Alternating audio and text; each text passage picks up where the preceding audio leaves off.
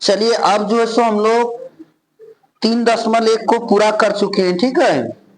3.1 या पूरा होने के बाद अब यहाँ पे नीचे लिख दिया है कि रेखिक समीकरण युग्म का ग्राफीय विधि से हल। ऊपर में हेडिंग बनाओ तो हर कोई लिखते चलाएगा, ठीक है। रेखिक समीकरण युग्म का ग्राफीय विधि से हल। रैखिक समीकरण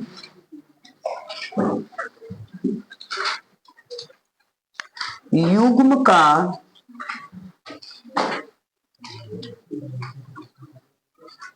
ग्राफीय विधि से हल।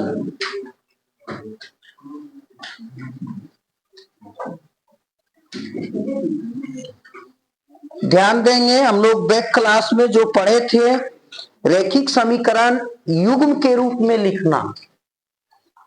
किस समीकरण के रूप में लिखना? रैखिक समीकरण के युग्म के रूप में लिखना, यानी a1x plus b1y plus c1 equal 0 और a2x plus b2y plus c2 equal 0 के रूप में। इस तरह से हम लोग लेसन नंबर प्रश्नावली 3.1 में सीखा था। बट अब क्या, अब इस तरह से जो समीकरण दिया रहेगा उसको अब हल करने सीखेंगे। यानी हल का मतलब होता है x का मान और y का मान निकालना सीखेंगे। तो निकालने के लिए बहुत इजी है, बहुत आसान है। कब? जब ये समीकरण दिया रहेगा तब। किस विधि से?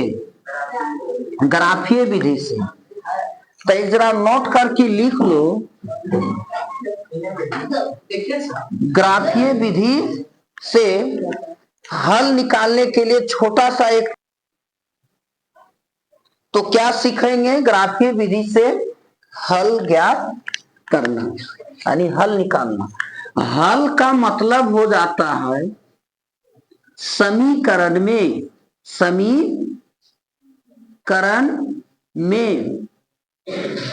x का मान और y का मान ज्ञात करना।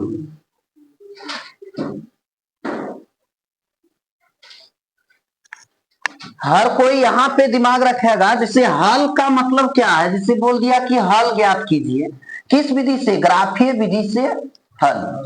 तो हल का मतलब क्या हुआ? जैसे इस तरह का दो चर वाले रैखिक समीकरण युग्म है। युग्म का मतलब दो गो समीकरण है, तो x के जगह पर क्या मान आएगा, y के जगह पर क्या मान आएगा, यही जो है सो को हल करना है। तो देखो ग्राफीय विधि में हल कहां पे मिलेगा? Step number 1, step number 2। ग्राफीय विधि में, ग्राफीय विधि से समीकरण का हल दो रेखाओं के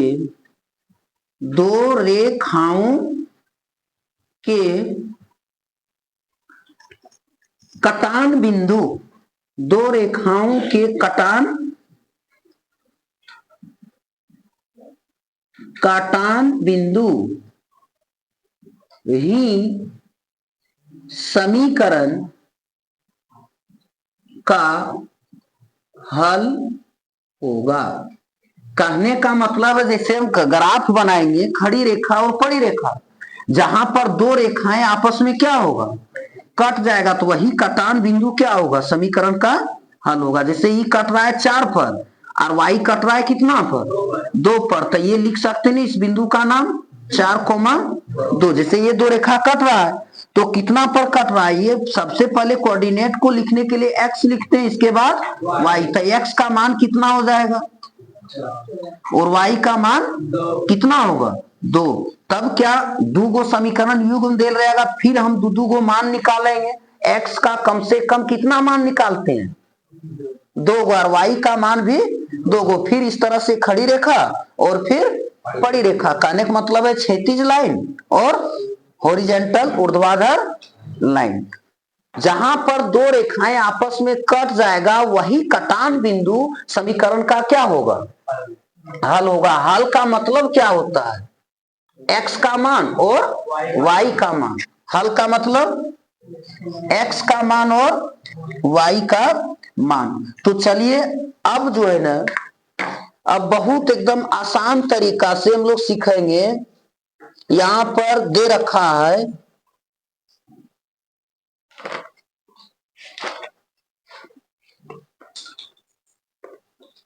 यहां पर दे दिया है, देखो इधर चला गया,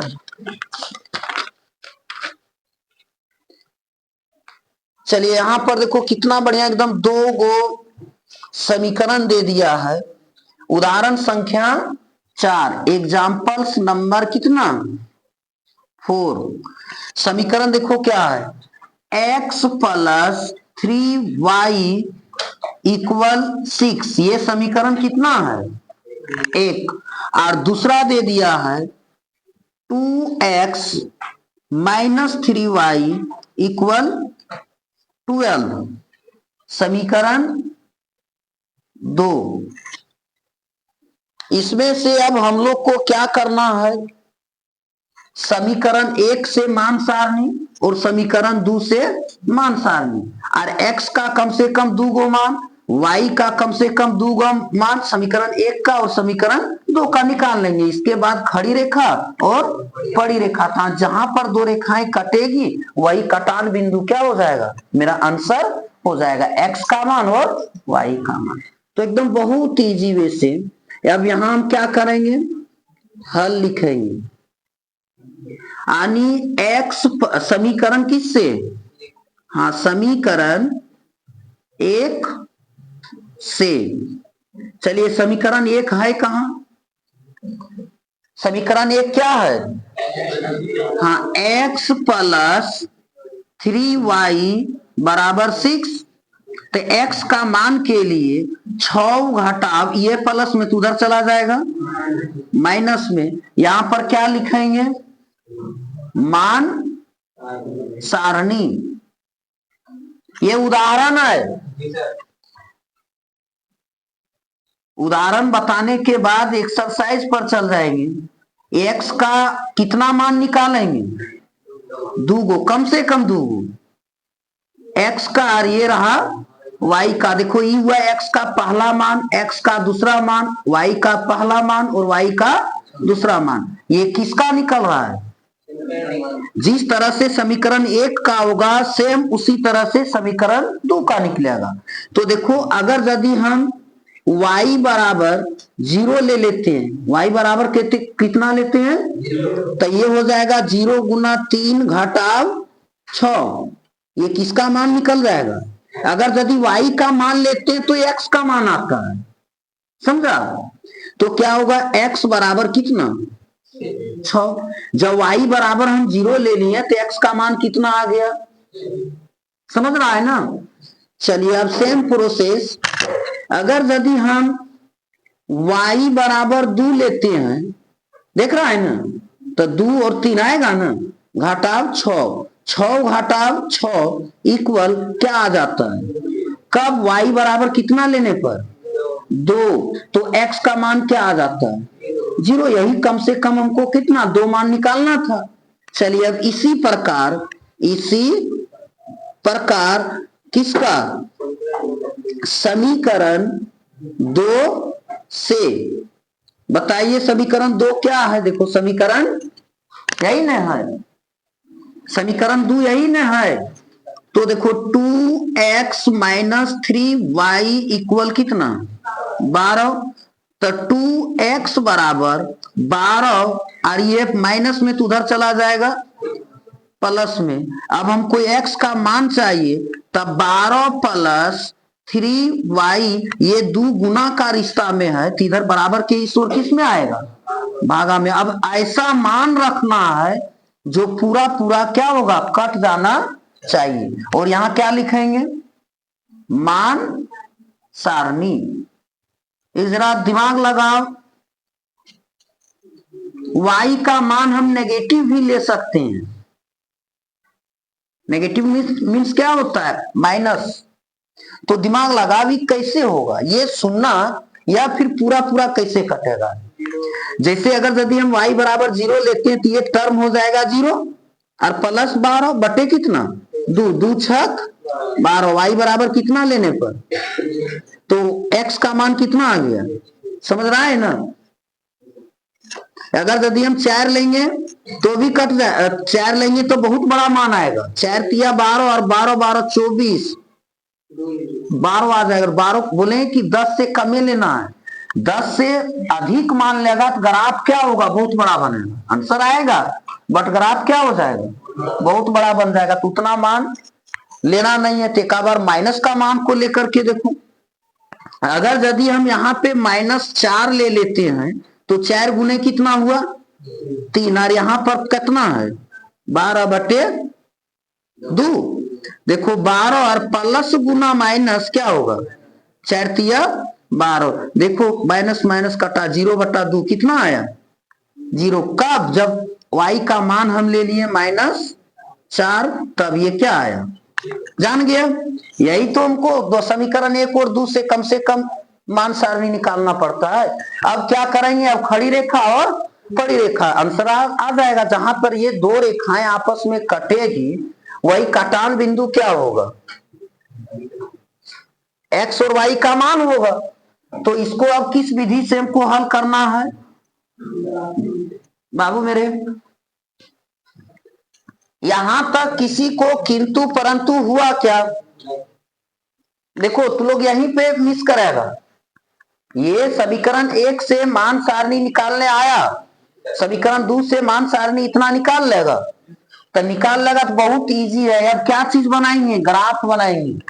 ग्राफ किसमें बनाएंगे, ग्राफ पेज में बनाएंगे। किसमें, ग्राफ पेज में। तो यहां पर अब लिखें ग्राफ, यह आलेख, ग्राफ यह आलेखीय निरूपण, यानी ग्राफ में इसका रूप तैयार करना। बताइए, जब ग्राफ में हम लोग रूप इसका तैयार करते हैं तो यहाँ पर दो चीजें होती है, दो अक्ष होता है, एगो एक्स अक्ष और एगो वाई अक्ष। तो देखो ये क्या है, एक्स अक्ष है कि वाई अक्ष है, इसको कौन एक्सिस कहेंगे, कौन रेखा कहेंगे, एक्स रेखा कि वाई रेखा, एक्स रेखा। ये हो जाएगा एक्स और इधर हो जाएगा एक्स डैश। अब क्या चीज होगा, वाई, ये देखिए ये हो गया वाई डैश, और ये क्या वाई। बीच में कैसा बिंदु होता है, मूल बिंदु होता है। तो मूल बिंदु को किससे, 0 से। या एक्स में कितना हाईएस्ट है, 6, यहां भी 6 है, यहां भी 6 है। एक्स का हाईएस्ट मान कितना है, देखो 6 0 6 0, कौन है हाईएस्ट, दोनों इक्वल है, इसमें भी 6 और इसमें भी 6। तब कितना खंड तक जाना है, प्लस तरफ, तब प्लस उस ओर होता है दाईं ओर। तो कितना खंड, एकदम बराबर खंड बनाएंगे, 1 2 3 4 5 6, एक आगे एक्स्ट्रा ले लीजिए, ये कितना होगा 1 2 3 4 5 6 और 7। y प्लस तरफ कितना है, याद रखना, ये y प्लस तरफ 2 है और y माइनस तरफ 4 है, यही ना है। तो y प्लस तरफ कितना खंड, जैसे इसमें 6 था तो एगो एक्स्ट्रा लिए, इधर 2 है, कितना बना लें, एकदम बराबर। जितना दूरी यहां से यहां है वही दूरी क्या, और ये दूरी ग्राफ में दिया रहता है। ग्राफ को में खरीदने बोले थे कल, खरीदा तो नहीं होगा, खरीदा है तो ग्राफ पेज में बनाना। तो लो यहाँ पे कितना खंड, एकदम बराबर 2 और कितना यहाँ 1। चलिए y का मान माइनस तरफ कितना है, माइनस डैश की ओर होता है, एकदम बराबर 4 खंड बनाएंगे, जितना चौड़ा ये उतना ही चौड़ा ये भी होना चाहिए। ये हुआ -1, -2, -3 और -4। चलिए अब कुछ नहीं करना, एकदम बहुत इजी है। अब हमको x में 6 और y में 0, देखो x में 6 और y में 0, इस बिंदु को क्या करना है, गाढ़ा करना है यहाँ पे। इसका कोऑर्डिनेट लिखने के लिए क्या लिखेंगे बताना, पहले x लिखल जाता है, इसके बाद y, तो x जगह कितना है, लेकिन यहां से भी देख सकता है x का मान कितना है और y का मान कितना, 0, तो 6,0 एकदम नोट रखेगा। कभी काल पूछता है कि किसी भी बिंदु का निर्देशांक, जैसे ये बिंदु है ना, तो इस बिंदु का निर्देशांक लिखने के लिए सबसे पहले किसका मान, x का, इसके बाद इसी को x को भुज कहता है और y को कोटि कहता है, ये भी याद रखना है, 9 में पढ़ा था। अब चलिए सेम चीज, y में 0, x में 0, x में 0 और y में कितना जगह 2, x में देखो 0 और y में कहां पे 2 की जगह, इस बिंदु का नाम क्या होगा बताना, पहले x लिखा जाता है तो x की जगह क्या है 0 और y की जगह 2 है ना। चलिए अब ये बिंदु मिल गया और ये बिंदु मिल गया, तो इसको मिला ले, ये पहला समीकरण का पहला रेखा मिलाने इसको। देखिए मिलाना बहुत आसान है, एकदम सीधा, इस बिंदु से लेकर के उस बिंदु तक क्या करना है, मिलाना है। मिला दिए, बताइए बाबू ये किस समीकरण का रेखा है, समीकरण 1 का, ये किस समीकरण का रेखा है, 1 का, तो समीकरण 1 है क्या चीज, बोलो क्या चीज है, x + 3y = 6 है ना। चलिए अब सेम प्रोसेस यही करेंगे, x = 6 और y = 0, यही आएगा ना लड़का, यही नहीं आएगा। चलिए तो एक बिंदु मिल गया। अब चलो x = 0 और y बराबर कितना -4, x = 0 और y = -4, इस बिंदु का निर्देशांक लिखेंगे तो क्या लिखेंगे, पहले x का, बार बार बोल रहे हैं 0, -4। बताइए ये गो बिंदु यही मिला है और ये गो बिंदु यही, देखो ना 6 0 6 0, तो दोनों का यहाँ है। अब कुछ नहीं करना है, एक बिंदु यहाँ पे और एक बिंदु यहाँ पे, इसको क्या करना है, बिंदु टू बिंदु रेखा से खींच करके क्या करना है, मिला देना है, यही करना है, इधर उधर हट नहीं जाएगा। चलिए यहां से लेकर के यहां तक क्या किए, मिला दिए। तो ये किस रेखा का समीकरण, किस समीकरण का रेखा है, समीकरण 2 बताइए क्या है, हाँ 2x - 3 y = 12।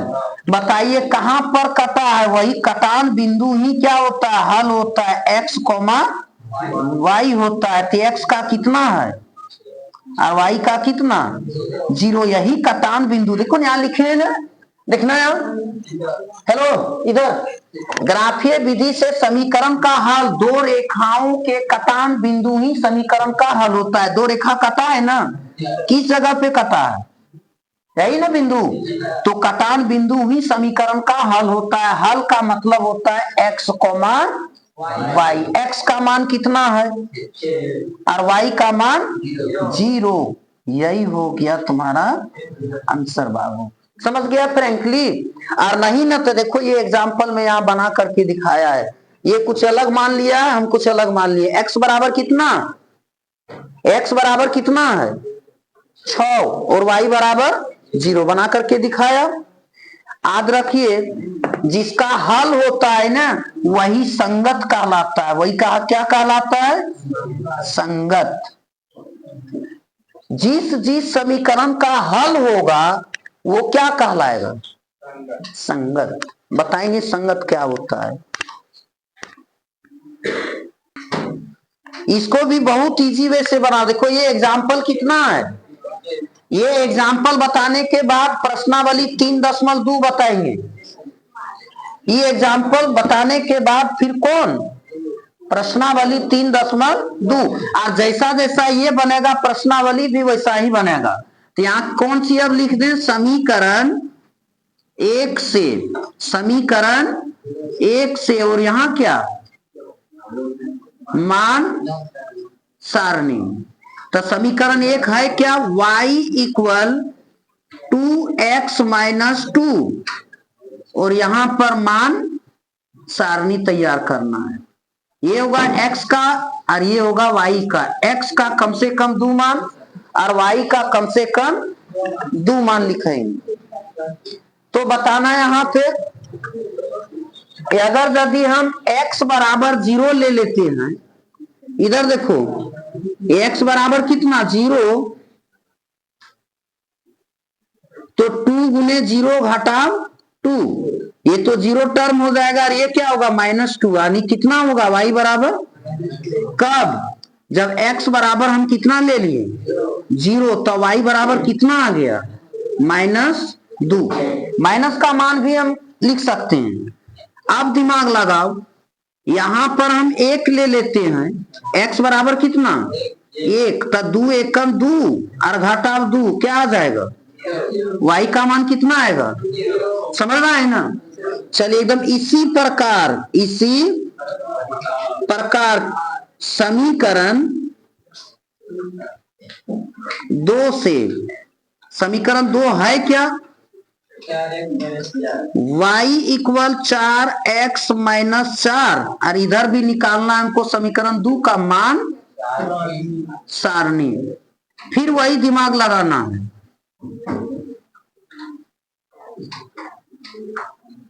अगर यदि हम x बराबर 0 लेते हैं तो ये 4 से गुना कर देंगे, ये फिर 4 घट जाएगा, तो ये 0 माइनस कितना होगा, x बराबर 0 ले लिए तो y का मान कितना आ गया -4, है ना।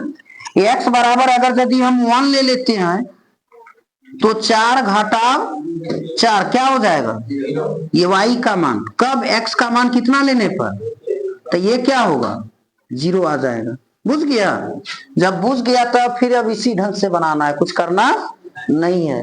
अब इसका हम लोगों को ग्राफ बनाना है। देखो ग्राफ बनाना बहुत इजी है।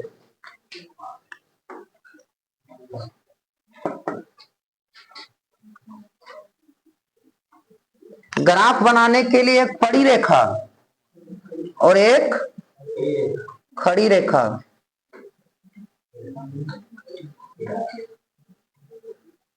टेढ़ा है तो लोग जब छापेगा इंच वगैरह या फिर तुम्हारा बना रहता है वहां, समझा, टेढ़ा हो गया।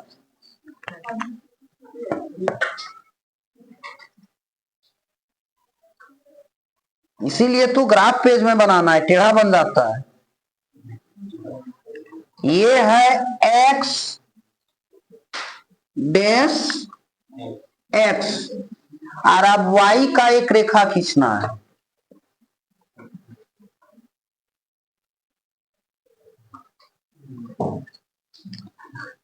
ये y डैश और ये क्या y, बीच में मूल बिंदु होता है।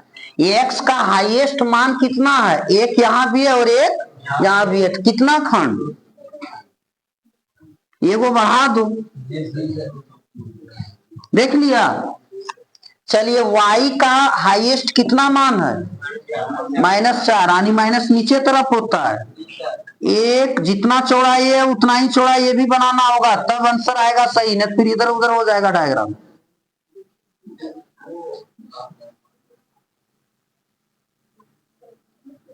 -4, -3, -2 और -1, x डैश तरफ माइनस है नहीं, तब लिखना जरूरी नहीं है।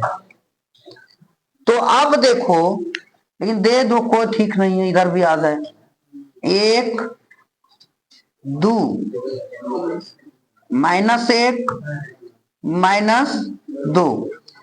अब x में देखो 0, -2, यानी 0 और -2, x में 0 जाना है और y में -2, x में 0 और y में -2, इस बिंदु का नाम क्या होगा, हाँ 0-2, पहले x का लिखा जाता है। यह बताना 1, 0, x में 1 की ओर और y में 0 की ओर, देखो यहां आएगा ना, इस बिंदु का नाम क्या होगा? 1,0, 2 बिंदु मिल गया। जब मिल गया ना तो इसको मिला देना, इसको रेखा खींच देना है एकदम इस बिंदु से लेकर के इस बिंदु तक एकदम सीधा लाइन खींच देगा। बताओ ये किस रेखा का समीकरण है? किस समीकरण का रेखा है? समीकरण 1 का। यहां लिख दो इस रेखा के ऊपर में y बराबर 2x माइनस 2। अब सेम यही करना है, x में 0 और y में -4। x में 0 और y में -4। इस बिंदु का नाम क्या होगा? इसका हम कोऑर्डिनेट लिखना चाह रहे हैं 0 -4। अब 1,0 देखो 1,0 यहीं पर आएगा ना, इसका भी यहीं आएगा। तो ई बिंदु और ई बिंदु को की कर दें? मिला दें। देखो इस बिंदु से इस बिंदु को मिलाना है।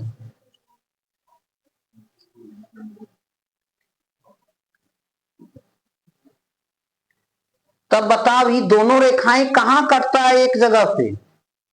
यही कटान बिंदु क्या होगा? हल होगा। x, y। x के जगह पर कितना पे कट रहा है? 1 पर, और y के जगह पर 0। तो x का मान कितना होगा और y का मान 0। जिसका हल होता है वो होता है संगत। ये क्या चीज है? संगत है। यही बनाया है डायग्राम में, देखो किताब में दिख रहा है, देखना यही ना तस्वीर बनाया। चलिए बनाइए। और अकर बाद अब एक्सरसाइज 3.2 और इजी है। यहां पर देख रहा है जब हम ग्राफ बनाते तो आ जाता है संगत, यानी जिसका हल हो रहा है वो संगत और जिसका हल नहीं होता है वो असंगत। तो देखो संगत किसे कहते हैं? तो एक रैखिक समीकरण युग्म लिखते चलो। एक रैखिक समीकरण युग्म, एक रैखिक समीकरण युग्म जिसका हल होता है, जिसका हल होता है, यानी x और y का मान होता है, समझा? हल होता है, कोमा रैखिक समीकरणों को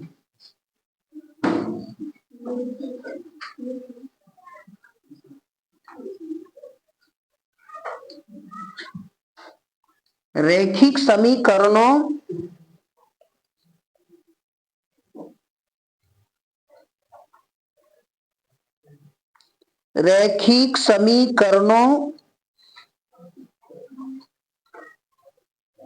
का संगत युग्म कहलाता है।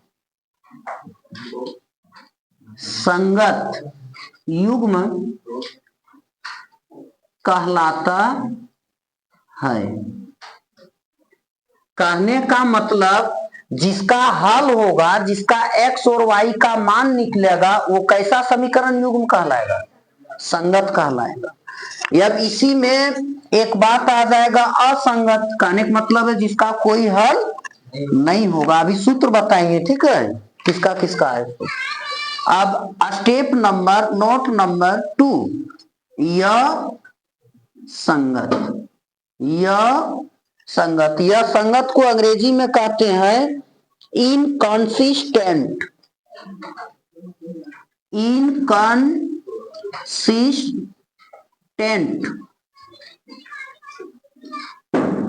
संगत का उल्टा असंगत, यानी एक रैखिक समीकरण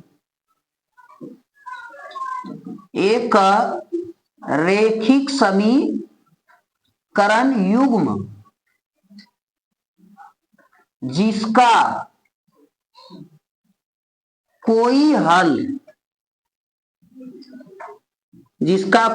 हल नहीं होता है, जिसका कोई हल नहीं होता है, कोमा रैखिक समीकरण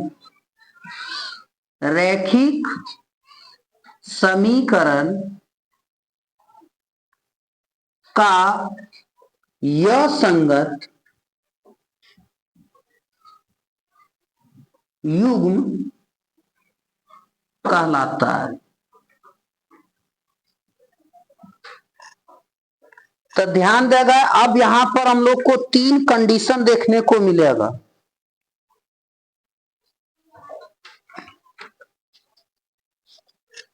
तीन कंडीशन जो पेज नंबर 52 में दिखाया है। कंडीशन नंबर 1 यानी केस नंबर 1, स्थिति 1, यहां पर लिखा है प्रतिच्छेद करती है, प्रतिच्छेद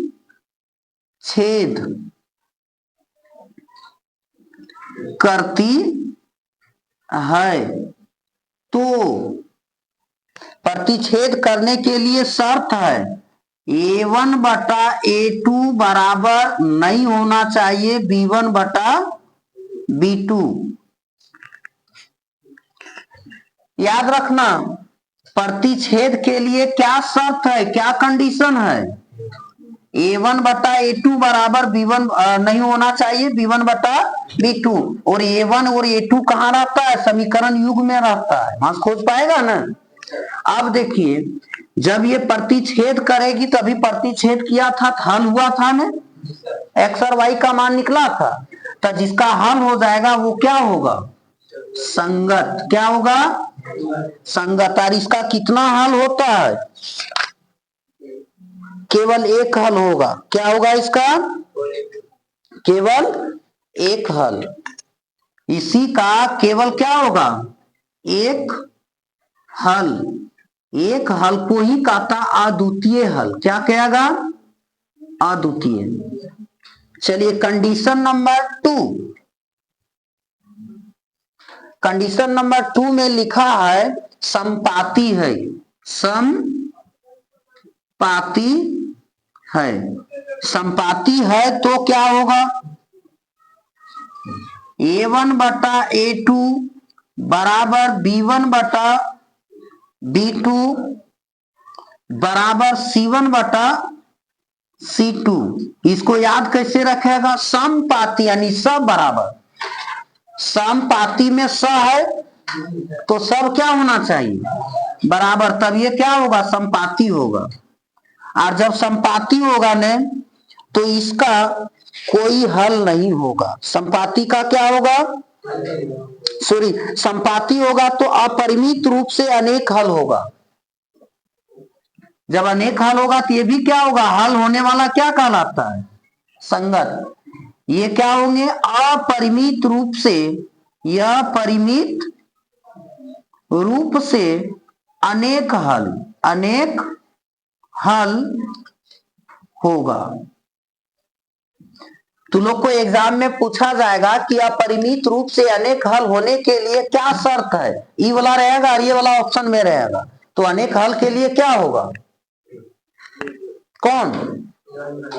A1 बटा A2 बराबर B1 बटा B2 बराबर C1 बटा C2। सब बराबर हो जाएगा तो अनेक हल होगा।